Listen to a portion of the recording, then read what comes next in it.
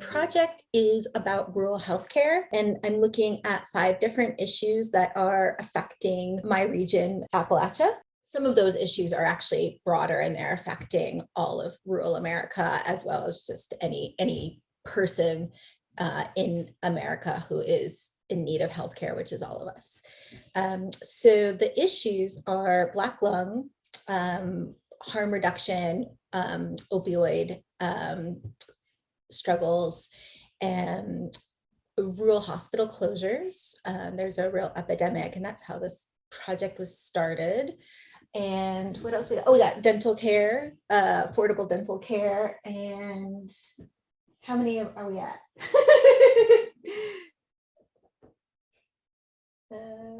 I'm missing one, aren't I? Oh, medical debt, the worst of the worst. Well, they're all bad. They're all bad.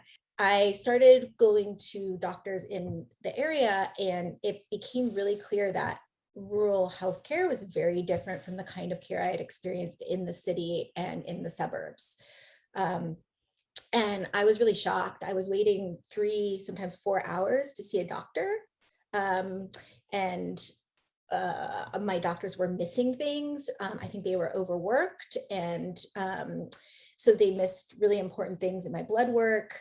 And the hospital was not nice. They treated me really poorly during my 2 visits. And I just didn't understand why the care was so substantially worse in rural America. And about the same time, I started learning about all these rural hospitals that were closing around me. Like almost every county surrounding me has had a rural hospital closure, leaving the county without any emergency care. So obviously we have a very, very serious problem with healthcare in America. It's just in complete disarray.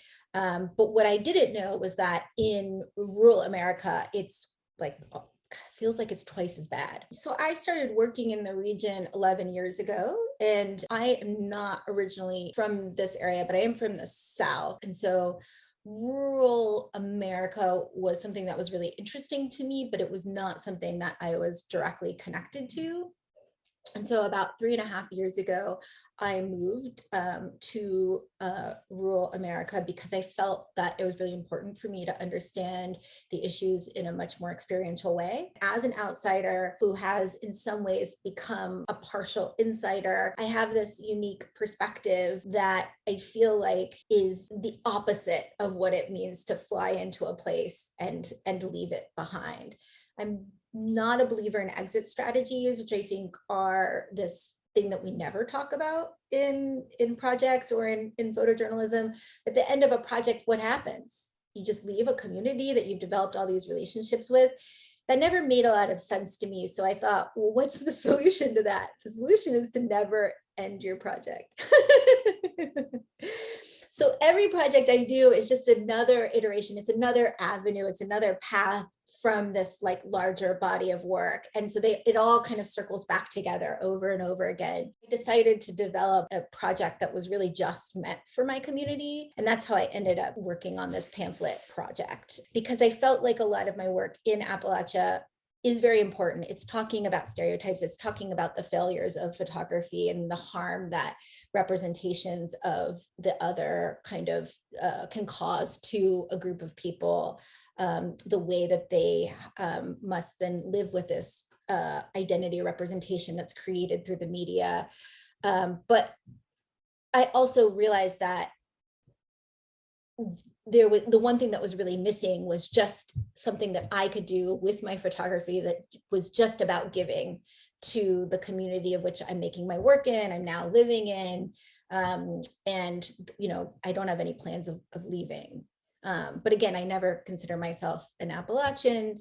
I think actually the work is so successful because I live on the edge of being an outsider and an insider.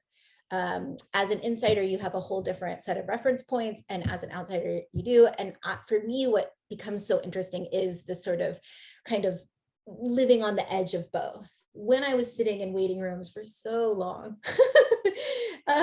they always have pamphlets in the doctor's office, at the hospital, everywhere. And these pamphlets are primarily funded by pharmaceutical companies.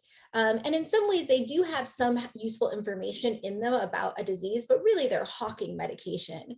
And as we all know, especially in this region, the pharmaceutical industry has done a lot of damage in terms of the opioid epidemic.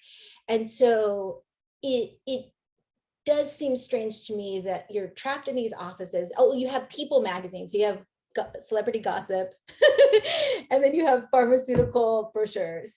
And I just felt like there was this space in there, in this environment where everyone's kind of trapped in these offices for extended periods of time, to sort of provide something very different. That doesn't have the secret agenda of selling a medication or some sort of insurance product or what have you. I'm a huge fan of the pamphlet as this kind of sort of way to communicate, disseminate information.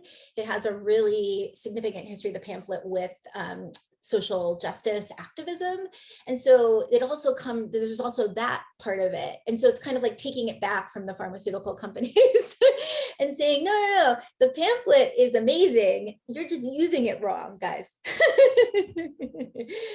I know how to operate with my work in the fine art world. I know how to operate with my work in the photojournalism community, but I didn't know how to address the community in this kind of way. And it's been really, it's been a huge uphill learning curve, but it's been really, just being challenged in this way has been so rewarding. It comes with all these different issues and problems. Is this project effective, right? Is it what the community needs? I have all these different organizations that I'm partnering with to kind of make sure that the information I'm providing is accurate, and then also getting feedback from people in the community as to whether this is useful for them. So it's very different, and I'm so grateful that I got to take on this challenge.